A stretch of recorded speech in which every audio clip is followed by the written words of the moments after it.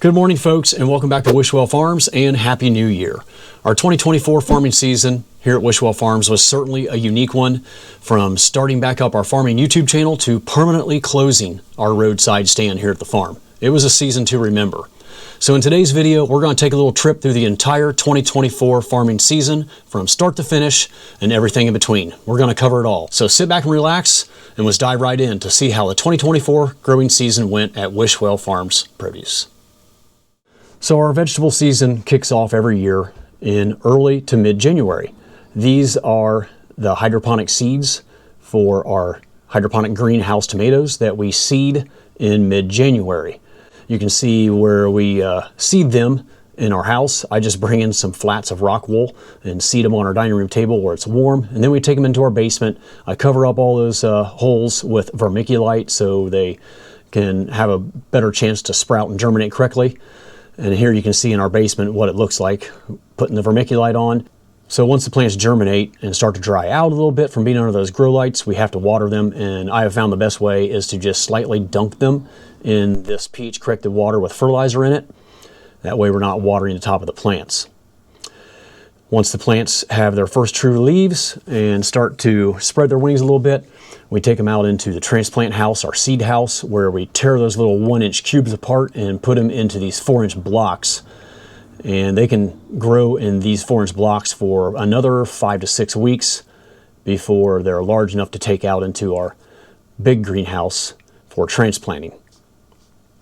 So this is greenhouse number 1. We call it our tall house. And you can see here I am filling these Dutch Beto buckets with perlite. We can fill about 12 to 13 buckets with each bag. And we just top them off. Every other year, by the way, we dump the old perlite and put fresh in. So we only do that every other year, not every year. So here I'm filling the buckets up with fresh perlite. And this is probably just a week before we're ready to transplant those baby plants. Now here I'm back in the seed house. The plants are obviously a little bit bigger now, and I'm putting on ring clips. I don't really have a close-up of the ring clip, but it just helps hold the plant up against the bamboo stakes so they don't fall over as they grow. Greenhouse tomatoes early in the season tend to not be as sturdy as a field tomato that's grown in later on in the spring, because this is like February probably, and the plants have started to stretch and they just tend to fall over easier. So we have to put the bamboo stakes in each of those 4-inch cubes, and I'm attaching ring clips to help hold them up as they continue to grow. So after the plants have been growing for about 8 weeks or so, we're ready to move them into the Dutch Beto buckets in greenhouse number 1. You can see Gavin moving up those ring clips that I was talking about. He moves them up a little higher on the bamboo stakes so the plants don't fall over until we pull the trellis strings down. Here you can see the fertilizer. In the pH corrected water and fertilizer coming out. We check all the drippers before we put them into the cubes. We do that on every plant, and then that greenhouse is good to go. Now in our grape tomato greenhouse, we do it a little bit differently. We use coconut core bags. These come as like a compressed dry slab. We hydrate them, and then I fluff up that coconut core a little bit just because it's kind of hard sometimes and not level. And then we take our 4-inch cube with our plant in it, make sure there's good contact with that core, and make sure there's no plastic underneath it, of course. So the coconut core is kind of a mixture of husk and fines and chips and things like that. But it's a great growing medium for grape tomatoes. Now in here you can see the plants have gotten a little bigger. They're above the bamboo stakes. They're going to start falling over. This is probably a week after we transplanted. And here I am pulling down or dropping the strings from the tomato hooks. So you can see that's just like a 8 or 9 inch hook, and it's got 20 or 30 meters of string on it. I forget. We can get 2 seasons out of each hook. And we drop those strings, and then we clip those to the plant, and then we can remove those bamboo stakes. So we're back in the grape house now. You can see they've all been transplanted into those coconut core bags. And in this video here, I was demonstrating how to do the Florida weave system. So there's not strings being dropped from above from a trellis like in the other hydroponic greenhouses. The grape tomatoes are a determinate plant. They're not indeterminate, so they have a determined height. They grow about 5 or 6 feet tall, and we have these steel T-posts down the rows, and we just pull the string and weave it back and forth. We go down one side and back the other, and I'm just demonstrating how to do that here. And it works really well. It's how we do it in our field as well. So I think what I was explaining here is if you go too low, the plant's just going to fall over. If you go too high, you'll miss the plant and have to tuck the plant back up into the strings. So I wrap around the post, continue on down the row, turn around at the back and come back down the other side. Then you have a string on both sides of the plant and the plant can't fall over. Now we're into late March, early April, and it's time to start seeding all of our field crops. Here we are seeding our bell peppers, and we use 72 count Pro trays. Works really well for us. And I will use old flats to kind of then push those down into the proper depth, and then we'll cover them again with our soilless mixture, and they'll be ready to transplant 8 weeks later. All right, so now I'm back into greenhouse number 1. You can see there on the left, the plants are starting to get a little bit taller. They've been clipped to the strings a couple times, and they're probably, almost 4 feet tall. So in this video, I was demonstrating how we mix our fertilizers for our hydroponic tomatoes. So we weigh out our fertilizer into that blue bucket. There's lots of different fertilizers. I'm not going to get into all that now. Dump them into this tub, and then I have this stirring rod attached to my drill to get it all mixed and dissolved well before adding more fertilizer, other fertilizers, or filling the tank up with water. So right here I'm demonstrating one of the jobs that we do on our tomatoes to help us get bigger tomatoes. We trim these down to 3 or 4 fruit instead of letting them produce 6, 7, 8 tomatoes. And then we also have to prune suckers each week. So I'm in one of the other greenhouses here. This is in probably late March, and you can see that sucker right there. We have to do this every week on every branch. It'll grow a new sucker. So we have to pull those suckers off because we want to keep these hydroponic tomatoes down to one main stem, or they would just turn into a great big bushy mess. Now we're here in early April, and I had to replace the marker arm parts on my John Deere 7000. I have a 1979 John Deere 7000. It works great. We're testing it out here. Everything is good to go for green bean and sweet corn planting season with my John Deere 7000 4-row corn planter. This is just a little look at my planting schedule for my sweet corn. I keep really detailed records of all my plantings for the last 15, 20 years. And right here I'm showing the 2 varieties that we're starting off with, Bolt and Kickoff. And this was about April 20th, I believe. That's usually when we start planting. And I'm just dumping some of this probably Bolt sweet corn into the hoppers. And we're ready to go out and plant some sweet corn. First planting of 2024, usually about 2nd or 3rd week of April. I've planted it earlier than that before, and I always take the seeds with me. You can see I throw them in the front of the planter in that tub. That way if I run out, I have the extra seed with me, and I carry all the other varieties that I'm planting that day. So here we are planting our very first sweet corn planting of 2024. I remember it being a little bit tacky, a little bit sticky out in spots, but the soil was warm and we needed to get that first planting in, and it came up great. We had a great stand. You'll see it here later on. All right, now we're in our final hydroponic greenhouse planting, probably late April, maybe even early May, just a few weeks ahead of planting in the field. We had these double rock wool cube blocks. I didn't really like them, but it's all I had on hand, and they worked okay. The sweet corn has been planted. It hasn't emerged yet.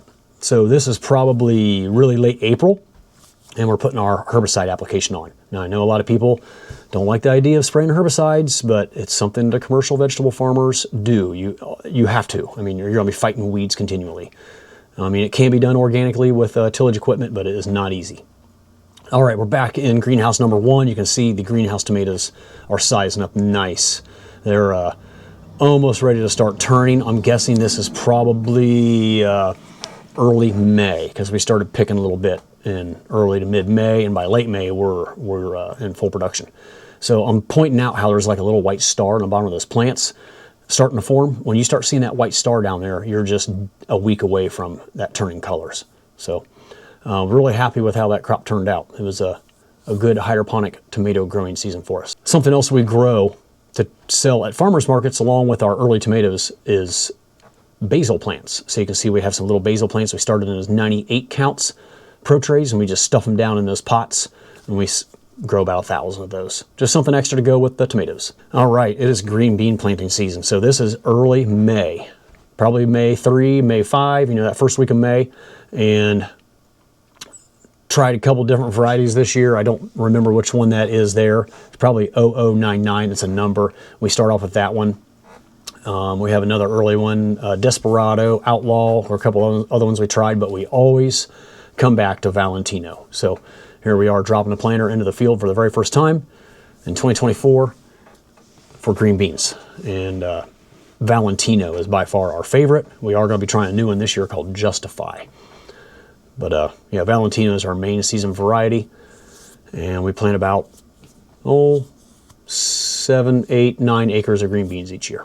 All right, right here I hopped off the corn planter and going down there to check the depth of the seed. And it looks like it's right where I want it, about 1.5 inches deep.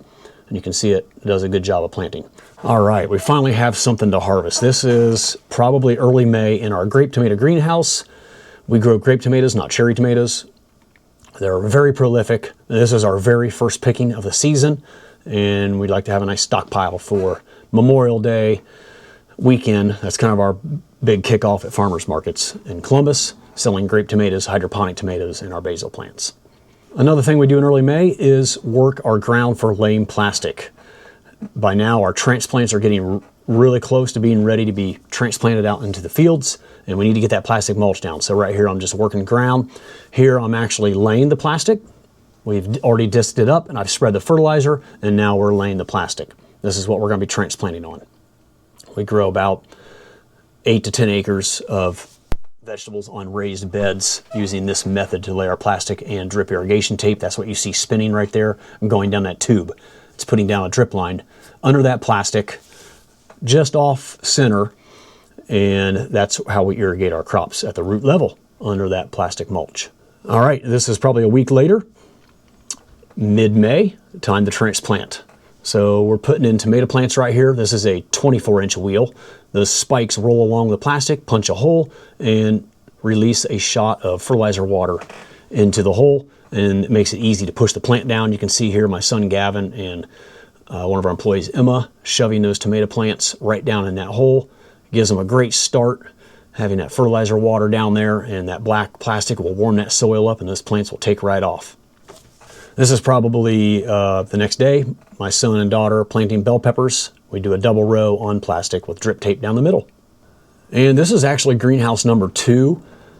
I think I was going out there to give a farm update, a greenhouse update on the tomatoes. We haven't started picking in here yet, but you can see they're starting to get some color, and we're real close to starting to harvest in greenhouse number 2. This is probably early June, and I have my dog out there with me getting in the shot. So after we get all our transplanting done, we have to connect all of our irrigation parts. And here I'm demonstrating how we punch a hole. You can use that hole punch. Sometimes I'll just use a drill with a drill bit in it. But you drill the hole in there, or you can use the hole punch. We like to keep the water pressurized when we're connecting all this, connecting all the parts. It makes it a lot easier.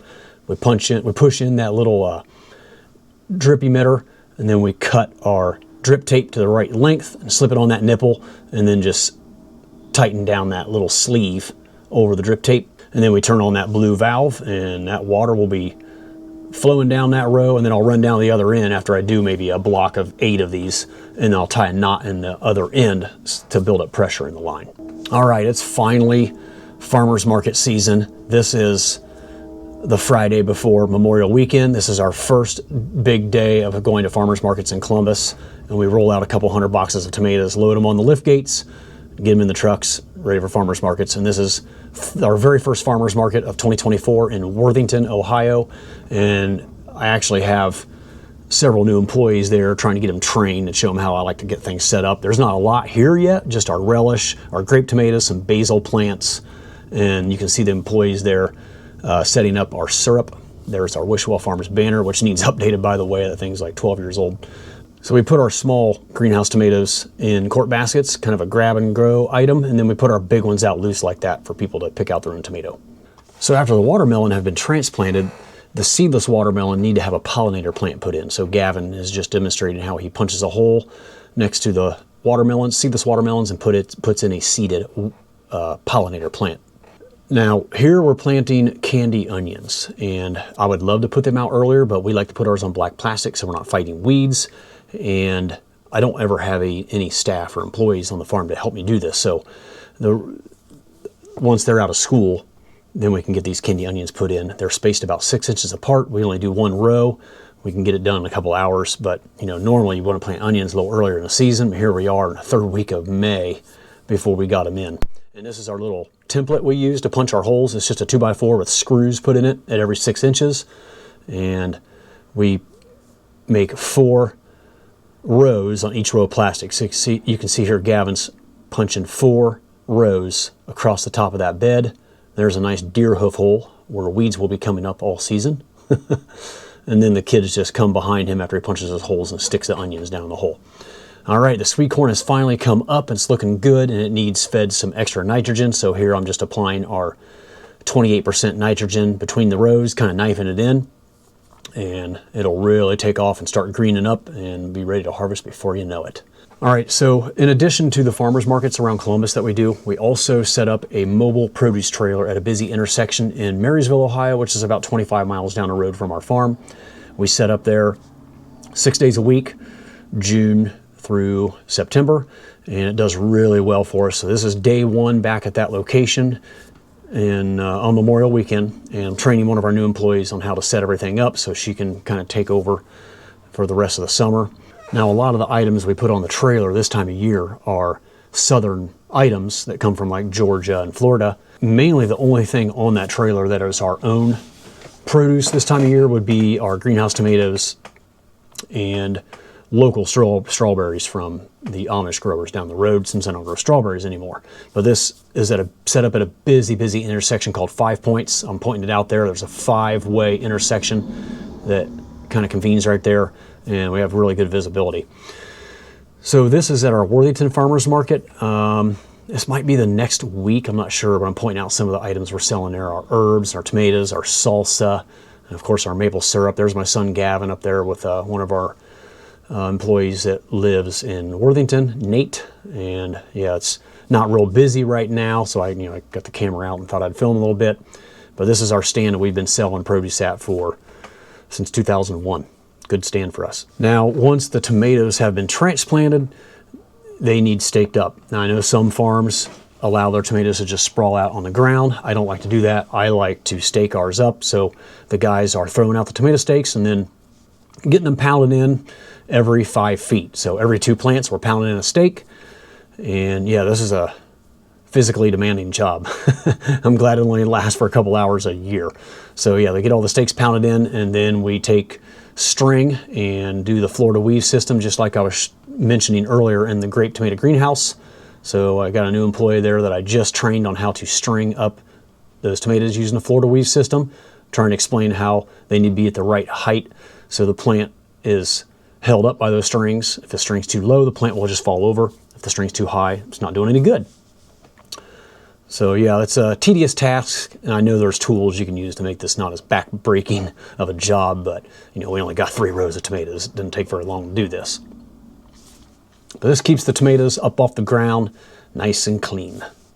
Time to lay some more plastic. This is the back half of the field, and we're laying another batch of plastic for second and third plantings of some of our crops like melons and cucumbers and zucchini and things like that. You can see my son Gavin holding his shirt up over his nose. He needed a mask on. It was really dusty that day. The dust kind of rolls up in your face. This is how we control the weeds. We do make one application of herbicide right over the top of the plastic, and then we let it get rained on once to rinse off that plastic, and then it's safe to transplant. Now, this is one of the devastating things that happened on our farm this year. Right after I laid that plastic, within days, we had a major hailstorm. And we have not started harvesting anything out of the field yet. The hail dinged up the zucchini pretty bad. This was a 4-inch rain, and you can see the damage it caused here with nearly 4 inches of rain in like an hour. It was like a river of water running down the rows between the plastic, and we are very fortunate that we didn't have major windstorms right away, because there was a lot of the buried edges of plastic that the dirt got washed away, and we definitely had quite a few repairs to make out there, but that was a sloppy mess, and it was not how I wanted the season to start out, but it could have been worse. So it ended up being okay, but man, that was a scary time during that storm. This is just another farmer's market day, probably in early June, packing tomatoes. So we roll those skids of tomatoes out. There's some 75 to 100 boxes on each skid, 10-pound tomato boxes. They're kept in the tomato cooler down there behind those bean crates that are stacked up. We roll those out, and then I divvy up the tomatoes on the lift gates for each farmer's market. And I have detailed records that help me know exactly how many tomatoes each truck needs. So I usually do a pretty good job at getting that right. We don't want them to sell out too early, and we don't want them to bring half their tomato crop home. So get those all loaded in the trucks. We do that the night prior to a Saturday farmers market. So this is Friday afternoon. This is the Worthington truck. This is the one that sells like 60 to 80 boxes of tomatoes. All right, it's time for our first zucchini harvest of the year. I think I was doing a farm crop update video here and was wanting to show what the zucchini looked like. I think we started picking the next day. Yeah, there's some hail damage. You can see that dinged them up, marked them up pretty good. It was pretty widespread, but fortunately, zucchini continually comes on. So after we picked that first flush, we had nice ones with no damage. There is the repaired plastic from where that flood damage was that I was pointing out earlier during that hailstorm. We had to lay 3 new rows of plastic there. And it's not easy to lay plastic where you've already laid plastic. So we were fortunate to have enough soft soil there to be able to do that. All right, this is day 1 of picking zucchini. I was training some new employees that day, and you can see they're looking really nice and long and sleek and glossy. And I just normally twist off the zucchini, but I do show the employees how to cut the zucchini early in the season. Right here, he's cutting one. It takes a little longer, but I think they look a little nicer when you cut them instead of twisting them off. So this is at our satellite location. We had a little accident that day with the wing getting torn, or I think the wing was opened up with it not being unclipped properly, and it tore the material. That's the glue we use to make repairs to that canopy. And the hitch also got bent that day. So we had multiple things happen. I just had to have the employees drive the truck home, and I came back later on in the evening and patched the canopy, and then towed the trailer home, and then had to work on the jack, bend it back straight, and get it put back on the trailer so it was ready to go for the next day. All right, here we are out in our first sweet corn planting. This is the variety called Bolt. It looks absolutely beautiful, no weeds, and you know, this early corn is pretty short. It's barely even 5 feet tall, but man, is it good eating. It's some of our favorite corn, and you can see it silked out really nice, getting really close to harvest. And then here I'm demonstrating how the wind will blow those tassels, and then the pollen falls down on those silks. You know, each silk leads to a kernel of corn, so that's how sweet corn is pollinated. This is another green bean planting, and that was a nice field to plant in. That used to be a dairy cow pasture. We always grow some good crops in there, but it's a nice clean field, and we had one of our heaviest bean yields in history at that location. This is after a busy day at the farmers markets. It was a really hot day. I think it was in the 90s that day, and I remember interviewing all the employees about how hot it was out there at the farmers market.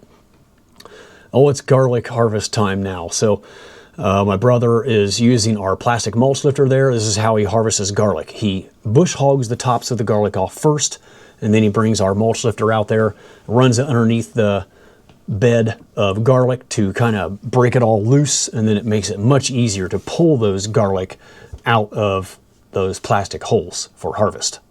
So you can see the plastic's been lifted, and then they come right out. Sometimes you still got to give them a little bit of a tug because the soil is a little bit dry. It kind of locks them in a little bit. But this is my brother Joel. He grows about 20,000 bulbs of garlic, and he's just demonstrating how he harvests the garlic, throws it in these green tubs, and then he takes it back to our grain bins, our empty grain bins, and this is where he spreads it out to let it continue drying and curing before he trims it up and gets it ready for sale. So he has 2 grain bins completely full like this with his 20,000 bulbs of garlic. All right, one of my favorite times of the year, because this is how I got my start in the produce business, growing sweet corn, harvesting sweet corn. So this is us harvesting our Bolt sweet corn in early July, probably around July 9 or 10. It was a pretty early season for us here in northwest central Ohio. So this is how we do it. We usually pick 4 rows at a time, sometimes 5, normally 4, and then we have a 5th guy being a cleanup guy and making sure everybody's staying together, and we just hand harvest it and throw it into the wagons. We'll fill up these 2 wagons. We get about 350 dozen in each wagon. Then we haul it up to the barn to get it all packed. By mid-July, it is time to start harvesting bell peppers. We had one of our best bell pepper crops I've ever grown in the history of our farm. This is a little bit earlier in the season, so I was kind of searching the plants, trying to find big ones, but those were really nice, big green bell peppers. It was a really healthy crop this year. Now, an issue we deal with in our sweet corn more and more every year are birds. You know, we have to always have dealt with raccoon damage, but the birds were really bad this year. So I tried something new. This wasn't the best way to do this. I should have had a higher pole with like a piece sticking out so the balloon would hang better and spin around. But I was just trying to think of something to get them up and running quick, because the birds were just destroying our sweet corn. They came in there and probably wiped out 30–40% of that sweet corn, in some places 60 or 70%.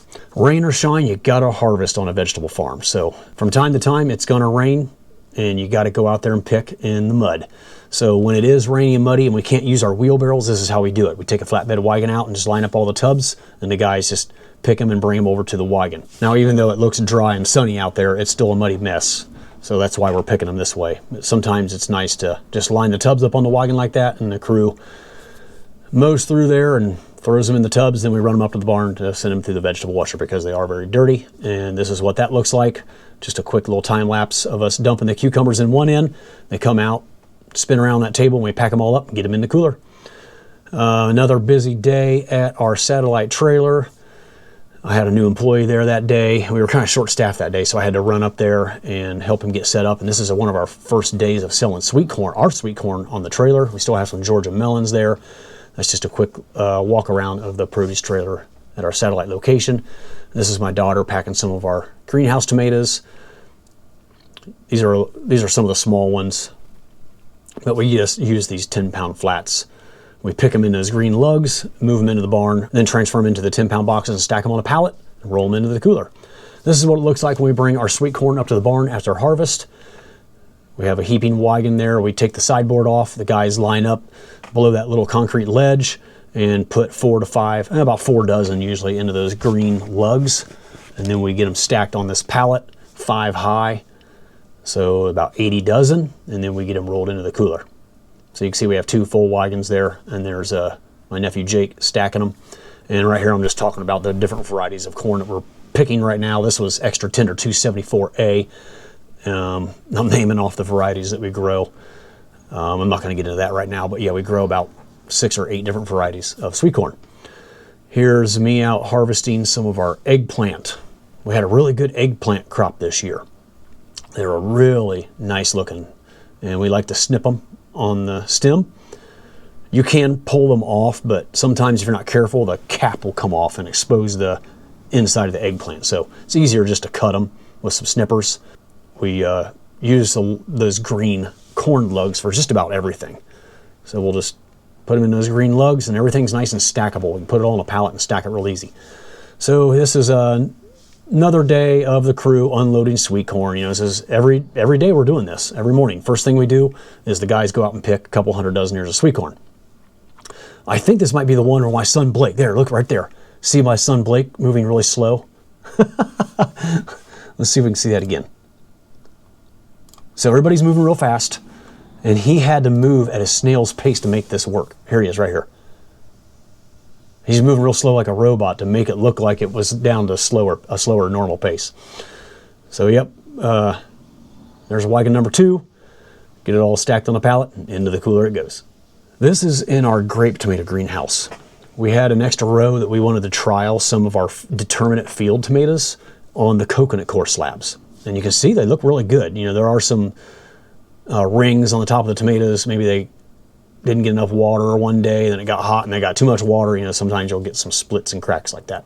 But overall, the tomatoes did really good on those coconut core bags, growing them hydroponically. It was kind of just a little trial thing I wanted to do this year, and it worked out really well. And we're actually going to do it again with 3 rows this year. So our grape tomato greenhouse has 6 rows. We're going to do 3 rows of grape tomatoes and 3 rows of field tomatoes in there. Another harvest of bell peppers. You can see how big and beautiful those are. Just absolutely fantastic this year. So many peppers. They were coming out of our ears. And you know, all those green ones that don't get harvested, they turn red. So, you know, a little later on here, you'll see us harvesting some of our red peppers. But yeah, really happy with our bell pepper harvest this year. So we have 2 of these mobile produce trailers. This is our original one. It's a little bit smaller, and we use it at our local hometown farmers market where one person can run it. And just doing a little walk around here showing some of the stuff we're selling on the trailer. This is my brother's salsa and maple syrup display. And then we have a small display of tomatoes on there and some of his garlic. And then around back of the trailer we have a little, just like on our other one, we have this little fold down shelf for making a huge sweet corn display. Normally I have melons on the back of the trailer there, but melons aren't ready yet. This is our own sweet corn, and we just decided to heap it up with sweet corn. I think it looks really nice, and we did pretty good there that day selling sweet corn. We were the only growers with sweet corn there. So in late July I did a farm update video with our drone. First over there on the left is a lettuce and some kale, and then our bell peppers, our eggplant, our first planting of cantaloupes, which we plant 3 plantings by the way. And then our 3 rows of field tomatoes. And then I think there's 9 rows of seedless watermelon there next. And next after that is our 3 rows of cucumbers. They're just starting to vine off the plastic a little bit there. 3 rows of zucchini, and there was 3 rows of winter squash. And then we're just doing a quick flyover of our early sweet corn patch. This is Bolt sweet corn. And this must be right before we harvested, because I noticed the corn has not been knocked over yet by the tractor, because we drive over the corn after we harvest it. So this is just kind of an overview of our entire farm. Well, the farmland immediately directly around our farm market and our greenhouses. So you can see all of our plastic mulch down there, and then our early planting of sweet corn next to the plastic mulch. That's the Bolt sweet corn. So this must be early July when I did this update. And then we got our second and third planting of sweet corn there behind the greenhouses. Coming around back over our greenhouses, you can another good view of some of our sweet corn and our 5 greenhouses, and our box trucks and our barns, coolers, farm market, everything, and my house, and our pond that we used to use for frost control on our strawberries. And there's another good view of our plastic mulch. So we only grow like that one field, about 8 acres of plastic. We used to do several other fields, but we have downsized our plastic mulch just a little bit over the years. This is a zucchini patch number 2 that we're just starting to pick, and it's a very, very muddy day. You can see you have to put your boots on, and usually when it's like this, we have to use the flatbed wagon, and the tub is lined up on the wagon like I showed you earlier, because the wheelbarrows just will not roll down through the aisleway with it being that muddy. This is the first picking of our cucumber patch number 2. And they looked really nice. I was really happy with how those looked.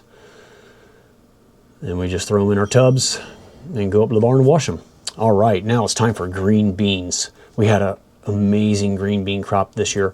At least the later crop was. Early in the season, it was not so good, but this was one of our better patches. This is our 1-row green bean harvester. It's a BH100 harvester made by Oxbow. And you can see the plants, the beans and leaves get knocked off, go up that little conveyor belt. Then there's a wind suction area that sucks all the leaves out, and then the finished product goes up that final belt into the tote back there. Obviously the tote is not lined up where it's supposed to be because my son's out filming, but yeah, you get the point of how it works. And then we take our totes and offload them. I've had people wonder why we don't use one big tote back there. It's because a big melon bin only holds 15 bushels. So, you know, we would fill that up in 15 minutes and then have a way to forklift it off. And you know, we're out in the middle of a field a mile from the farm, so it just makes more sense to use those small totes. This is what it looks like after we pick our hydroponic tomatoes. We bring them into the barn, line them up on tables. We usually have about 4 tables full like this, and we sort them into 3 different sizes, small, medium, and large, and put them into those 10-pound flats and stack them on a pallet and roll them into our tomato cooler, which is kept at around 60 degrees. All right, this is everybody's favorite time of the year, cantaloupe harvest. So this is probably after we've been harvesting for just a couple days. Yeah, because we already got 4 full bins there, or 3. Looks like we're going to fill 6 bins that day, so we probably picked 500 or 600 melons. Everybody loves picking cantaloupes and throwing them up to the catchers. And, you know, when we bust one, we'll open it up and eat it, so everybody enjoys that. But yeah, this is kind of a fun job. One of the better jobs on a farm. I think everybody enjoys this job. After harvest, we bring them up to the barn, offload them, and send them all through the vegetable washer. Having clean produce makes a big difference, helps them sell so much better. And then we just put them right back into the same bins. I'll forklift them over here and I will double stack them so they take up less space in the cooler, and they'll last a week if we need to hold them. But and then right here I'm pointing out how we'll put a bin on each box truck for the farmers markets. So this is an early Saturday morning. This is kind of the process I go through at 4 a.m. every Saturday morning, May through September. I roll everything out of the cooler, and then I hop on my forklift and fork it to the box trucks and slide everything in that the employees will need for a day at the farmers markets. It usually takes me a couple of hours, and I don't really have any helpers come and do that. It's something I can do pretty easily on my own. This is our produce trailer loaded up with all of our own produce ready to go. Oh, I still see some Indiana seedless watermelon there, and of course some probably South Carolina peaches. That's all of our sweet corn, all of our own tomatoes, all of our own beans, some neighboring farms' berries, just all kinds of good stuff. So you can see that trailer is decked out right now, filled to the brim. Extra sweet corn, extra melons. Those are all of our own cantaloupes. This is out behind the greenhouses in sweet corn patch, probably number 3, I'm guessing. And it was, it can be wet out there. You can see the guys, some of them get suited up in rain jackets. Some of them don't care. You're going to get wet. But it is nice to keep your pants dry and wear rain pants. And you can see this is after another pretty gloomy day. I don't think it was raining on us, but it was muddy, and it was a good bell pepper pick day. That's a nice load of peppers. Getting ready to haul them up to the barn to get them washed. All right, early August means watermelon season. So right here, I was showing the guys how to harvest ripe watermelons. We look for that little tendril. It turns brown, and that normally means that those melons are ripe. Sometimes they'll get a yellow belly on them as well. But we always like to cut a couple open, let the guys sample them. It's one of the fun jobs on the farm, getting to taste the product that you're picking. So yeah, they were really enjoying this watermelon. Another muddy day of picking cucumbers and zucchini. You can see how we line the tubs all up and hand pick them, bring over handfuls and put them into the tubs. Here we're finishing up a day of packing more sweet corn, and those were the dirty cucumbers that we had just harvested.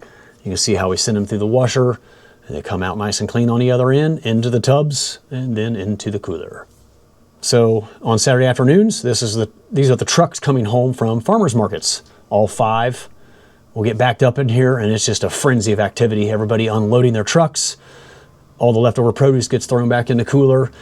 If it's salvageable or able to be resold, a lot of it, if they bring anything home, it has to be thrown out. This is not going to hold till Monday, and we want to have fresh produce to sell. So this is just kind of the process, what it looks like on Saturday afternoon. Everybody's rushing around getting their trucks unloaded so they can go enjoy the rest of their weekend. So this is another look at our produce trailer. I had a lot of people this summer interested in these trailers. That's just a utility trailer. It's a 6'10" by 18 footer. And I get that kit on top from Rainbow Industries. Comes with the canopy, the metal frame, and all those gas shocks. And this will work out really well. So this was a big day of green beans. You can see all those green beans in there. We picked those in like less than an hour. The green bean harvester does really well. Those beans were dirty, so I was just showing the dirt on those beans. We're gonna have to run those back to the barn and get them washed and packed before we put them into the cooler. This is that process. We dump the beans into that water trough on the left there. Kind of gives them a little pre-bath, washes off the dirt, cools them off a little bit. They go up that lift onto that shaker table where the guys are pulling out stems, rocks, dirt, any other debris that we don't want packed. And then they get packed in those other tubs or those wooden crates. We give them another dunk in a cold water bath, stack them on a pallet, and get them rolled into the cooler. All right, another big watermelon harvest day where I was demonstrating what we look for, the brown tendril. So we just grab the stems and give them a little tug, pop them right off. That's what we want the harvested watermelons to look like. That is a nice one. And then we just bring them over and row them up on the outside row so we're ready to load them up in the wagons. After we harvest, we bring the crew out with a wagon full of melon bins and toss them up to the catchers and fill those bins up, and those are going to get run through the washer just like the cantaloupe did because the watermelons are often pretty dirty. This is another Saturday morning of loading box trucks for a busy day at the farmers markets. I've had a lot of people wonder why I don't have help out there doing this. I do need to get someone else trained to know how to do this, but it's really a simple job. Just rolling everything out and then forking it up to the trucks and sliding it into the trucks. And I have 25 years worth of records to know how to pack these trucks properly. They got to have exactly the right items in each truck so they don't run out too early or have way too much. So by mid-August, we are harvesting field tomatoes. This is probably our first field tomato harvest. They weren't that great this year. You can see, if you look close, we have morning glory weeds coming up in the tomatoes, and you can see the dried crunchy leaves around the tomato plants. They had some blight, but you know, we did get a couple good picks. You can see here, that's a lot of tomatoes there. So we take those back up to the barn and offload them off the wagon and get them all packed up. As you can see here, the crew is around 4 different tables there with empty boxes, and then they have those yellow tubs full of tomatoes and green tubs, and they're just filling up those single layer 10-pound boxes, and we'll fill 2 pallets with probably 100 boxes each, and then we'll get them into the cooler. This is kind of time consuming. Sometimes we'll direct pack them out in the field, but generally we will pick them all, because we're picking all sizes, all different colors, and then bring them up to the barn to get them sorted out and packed. So they're all number 1s ready for sale, and we'll sort out the bad ones, like the scratch and dent or the number 2 secondhand tomatoes to sell at a discounted price for canning. But the kids don't really enjoy picking the tomatoes, and I don't either. It's not really a fun job, but it's a popular item that we have to have picked for farmers markets. All right, it's another green bean harvest day, and this is actually the field that I mentioned earlier that was in an old dairy pasture, and I was planting the green beans. This is that field, and it was one of the best harvests we've ever had on our farm. I think we were getting over 2 bushels a minute, and just look at these beans pouring out of this picker into this tub. I mean, it was phenomenal. So we had a good pick that day. I think we picked 60 or 70 bushels at least, and we probably could have picked 150. I wasn't able to harvest all those beans, and as you'll see here in a little bit, we came back and harvested beans again and direct packed them into crates and delivered them to the food bank, just so they didn't go to waste. But man, what a phenomenal harvest. I wish they were all like that. Another watermelon harvest. This is probably peak of the season in mid to late August. Yeah, the watermelons weren't that great this year. We had a lot of cucumber beetle pressure gnawing on the rind and not making them look so pretty, and we had a lot of medium and small melons. But, for the most part, they were decent. Okay, this is that big green bean pick that you just saw. We bring them back up to the barn, we throw them into this water trough, and that gives them kind of a pre-wash and takes a little bit of the field heat out of the bean. They ride up that lift and then fall into this shaker table. It's like a vibrating shaker table, and it kind of allows the kids to pick out any stems or rocks or leaves that we don't want packed, and the broken bits will fall through that crack that I'm pointing at. Fall onto the ground, we catch them into those tubs so we can discard them. All the good beans come off the end of the table, where we just grab armloads and throw them into these 1 bushel wooden crates. And then we shut them and throw them into this water trough number 2 with 55-degree well water. Takes a lot of that field heat out, because those beans are probably 80 degrees. And it washes them a second time if there's any leftover dirt on them. Stack them on that pallet, and I'm talking about how high we stack them. We go 7 layers high, and there's 7 to a layer, so we can fit 49 bushels of beans on each pallet. So we like to have a little fun on the farm from time to time, and this day was the habanero eating challenge. These 2 guys wanted to eat a habanero and see if they could do it. I think they got dared to, and I know they were their mouths were on fire. They were walking around drinking water and trying to find some milk and everything else. All right, candy onion harvest. We're probably in September now, after Labor Day. It's time to harvest candy onions, and we grow ours on black plastic mulch, like you saw earlier. So we just pull them out like that and line them up, and we're going to let them sit out in this field and dry and cure for several days, probably a week. After we did this, I think it even rained, and then we had like a week of sun. It dried them out nice and dry and crispy, and then we got them all loaded up and got them out of the field before they start rotting. And we trim them all up in the barn, out of the weather. This is one of our very last cantaloupe harvest, and they were some big ones. I remember these were really big cantaloupes. So I'm pointing out how it gets a little perforation around the stem there, and it just pops right off. It's called a slip. Just popped right off, and they have that yellow color. That's how you know those cantaloupes are ripe.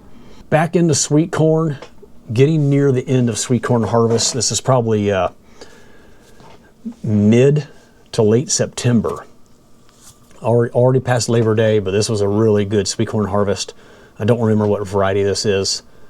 We definitely had a little bit of grass pressure there, but it wasn't enough to affect the sweet corn. Here we are back in that green bean field where we had one of our best yields ever. and we direct packed them. And now I'm at the food bank in Lima, Ohio. This is one of the workers offloading 4 pallets of green beans. And here I'm meeting with the director of the food bank. He's explaining what's going to happen to all this produce, how it's distributed. And yeah, that was a good time meeting him and getting to hear what's going to happen with all of our green beans at the food bank.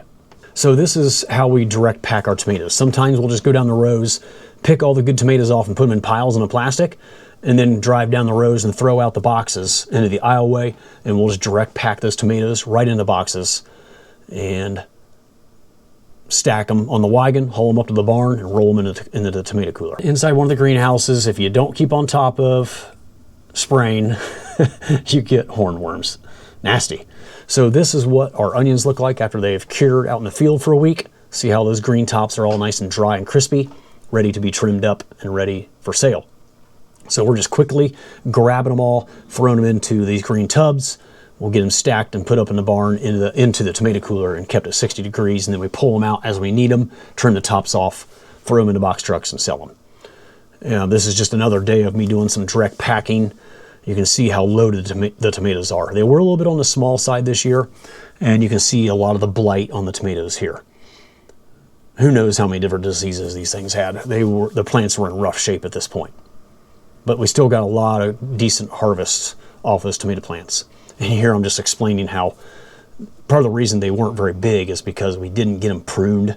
Some of the lower branches pruned off the tomatoes. They got ahead of us this year, or we got behind.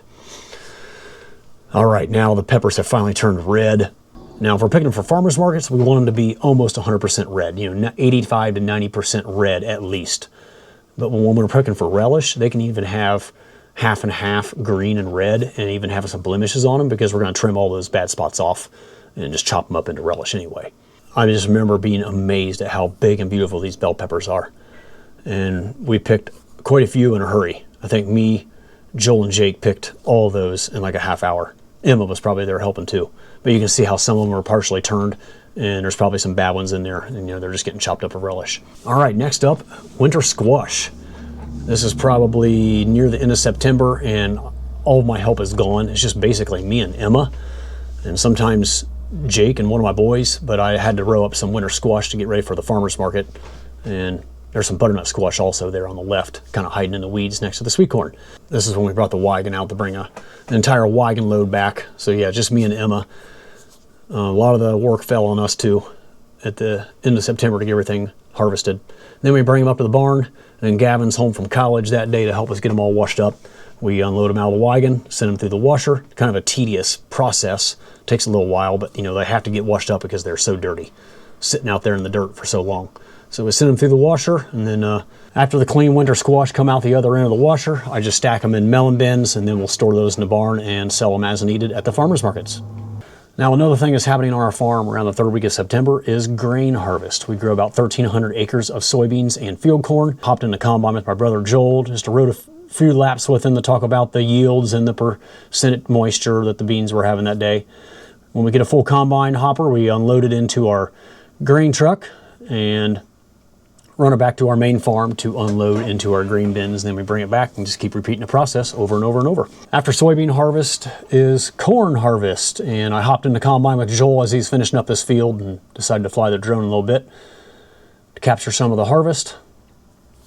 When the combine fills up, bring it back to the grain truck, get the grain trucks all filled up, and then run them back to the barn to get them unloaded into the grain bins. And here you can see us unloading one of those trucks into the auger that carries the grain up into the grain bins. Overall, yields were pretty good on our grain crops. Really happy with our grain crops this year.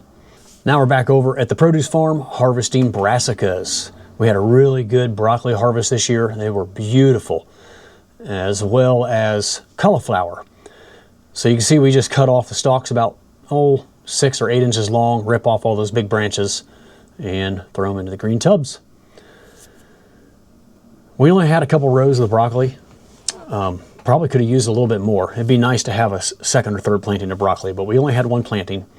Now we're into cauliflower. We plant 3 different colors of cauliflower: white, purple, and orange. There's some really nice white heads of cauliflower there.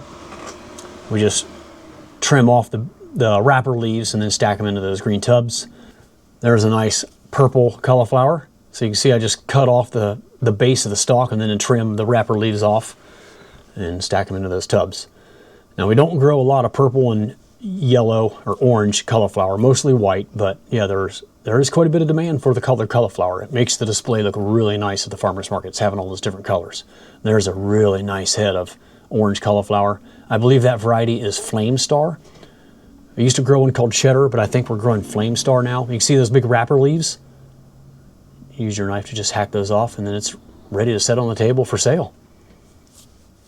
That was a big one. I remember thinking it was bigger than my head. All right, time to start doing field cleanup. We're nearing the end of the season. The tomatoes are done. There's no more harvestable tomatoes, so the first thing we do is cut all these strings off the stakes. Then we pull the stakes out, throw them into piles in the field. Usually you can pull them out by hand, but we do have a puller, a stake puller for some of the tough ones. But on this day, most of them are coming out pretty easy. And then we take a little tractor and wagon down the row and pick up all of our tomato stakes, put them in a barn, and store them for next year. So it was just me and Emma this day, more field cleanup, tied to pull up drip tape. So we just tie it to the wagon, pulled all the other end of the field, and then whatever, if we run out of room, then we just pull the rest of it in by hand. So you can see all that drip tape being pulled into the wagon. I think we picked up at least 6 miles worth of drip tape. So after we lift the plastic with the lifter to get it up out of the soil, the buried edge out of the soil, then we pull it up into the wagons to get it out of the field. We used to do all of our plastic this way. Now, like I said, it's just peppers and tomatoes, so it doesn't take very long, but it's definitely a job that no one really enjoys.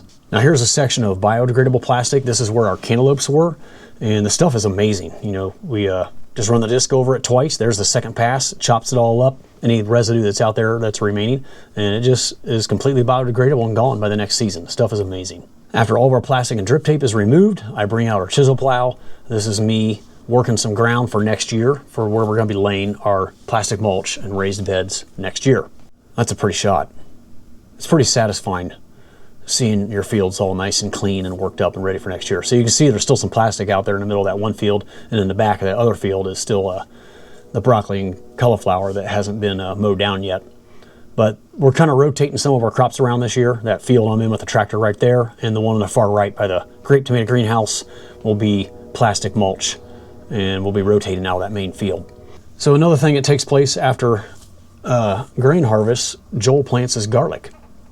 But he has this wheel he made with tomato stake pieces on it to punch the holes. You can see he's putting 4 rows across the bed of that plastic. He plants 20,000 garlic bulbs, and that tool saved him a lot of time. You'll see here in a second the way he used to do it. It wasn't with this wheel.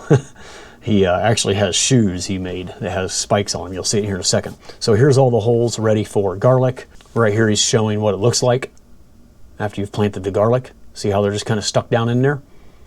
So yeah, a lot of manual labor. And now he's demonstrating how he plants them. He gets a bunch of his nephews out there to help do that, because that's a time-consuming task. So yeah, he just takes a clove, which he saves all of his own garlic for planting. He sells most of it, but saves just enough to plant a new crop, and just sticks those down in each hole. There's his shoes that he used to punch the holes with. He said he's about sprained his ankle so many times using those things. But it still worked out pretty good. You just got to pay attention to where you're stepping. So see how it's doing basically the same thing as that wheel that punches the holes across the bed. But he did it this way for years. There's some of his big, beautiful garlic cloves. This is us cleaning out the grape tomato greenhouse. The season is over. Farmers markets are over, and we're just getting everything cleaned up and winterized. So we're ready to go for the next season. Now this is us in greenhouse number 2. We call it our longhouse. We're tearing out the 4-inch Rockwell cubes and disposing of those into the dumpster. And then we also dump those buckets, because this was year number 2 for those buckets, and we put fresh perlite in those. This is in our little greenhouse where we had those double cubes, Rockwell cubes, and that was a disastrous mess. That was not fun. But we got all that cleaned up and removed and ready for 2025 crop. Another thing I do at the end of the season is take soil samples. Not every season. I would like to do it every other year, but I think I skipped 3 or 4 years. But I was out there pulling soil samples with that tool, and you just shove that down in the dirt, try to get it about 6 or 8 inches deep at least, and get a little core of soil, put it in a bucket, and I'll take numerous samples from all the fields and mix it all together in those buckets. And then I'll send them in to get tested to see what our fields need for next year's crop. So this is back in the longhouse where Emma and I were removing those 4-inch cubes. So you can see all the buckets got dumped and everything got swept up. It's nice and clean. And now we're replacing the buckets back into their position to be filled with perlite. Now we're into December, and I went to Crop King in Lodi, Ohio to pick up some of my hydroponic supplies for next year. And Jason took me into their research greenhouse to show me some of their lettuce trials. And they were just absolutely beautiful. And they have a bunch of different stages of growth there. Those ones in the front are ready for harvest, and they donate those to schools, churches, and food banks and things like that. So another thing that we do in December, or whenever the ground is frozen and fit to be driven on, we spread composted poultry litter on next year's field corn ground. So that's what's taking place here.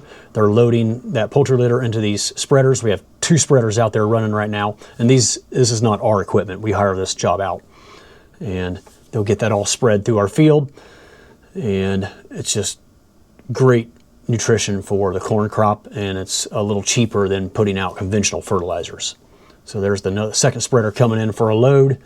There they are spreading it across our fields.